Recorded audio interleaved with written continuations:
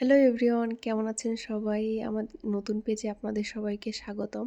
তো আজকে আমার দুপুরের খাবারে ছিল কলমি শাক ভাজি। দেখতেই পাচ্ছেন কালারটা কত সুন্দর, এবং তারপরে ছিল পাবদা মাছ দিয়ে আপনার মুখি কচুর তরকারি। তো এটাও যেমন দেখতে সুন্দর হয়েছে এবং খেতে অনেক বেশি মজা ছিল। চলুন আপনাদের খেয়ে তারপরে রিভিউ দিচ্ছি। তো আমি দেখতেই পাচ্ছেন দুটো পাবদা মাছ ভাজি, সাথে কলমি শাক ভাজি এবং শুকনো মরিচ নিয়ে নিয়েছি। এবং পরে আমি মুখি কচুর তরকারিটাও নিয়ে নিয়েছি সাইডে, দেখতে পাচ্ছেন।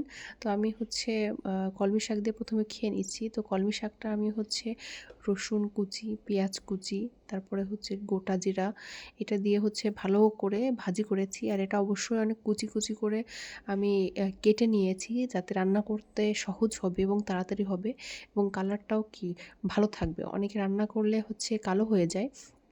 তো আপনারা একটু বেশি তাপে খুব দ্রুত রান্না করার চেষ্টা করবেন, আর ঢেকে দিবেন না। ঢেকে দিলে যেকোনো শাক কালো হয়ে যায়। তো এটা করলে কি হবে, খেতেও অনেক বেশি মজা হবে এবং দেখতেও অনেক বেশি সুন্দর হবে। তারপরে যে কলমি শাক শরীরের জন্য অনেক অনেক বেশি উপকারী। আপনারা সবাই বেশি বেশি করে শাক খাবেন। শাক খেলে কি হবে, আপনাদের হজম ক্রিয়া ভালো হবে, আপনাদের শরীর সুস্থ থাকবে এবং মুখের রুচিটাও বৃদ্ধি পাবে। এবং তারপরে দেখতে পাচ্ছেন আমি খাচ্ছিলাম মুখি কচু দিয়ে পাবদা মাছের তরকারি। তো এটাও এত বেশি মজা হয়েছে। এটা একটু শুকনা শুকনা হয়ে গেছে, কারণ মুখি কচু রান্না করলে মানে ঝোল থাকে না, ঝোলগুলো টেনে যায়, শুকায় যায়। তো সেক্ষেত্রে একটু হয়ে যায়, কিন্তু তারপরও টেস্ট ছিল অনেক অনেক ভালো।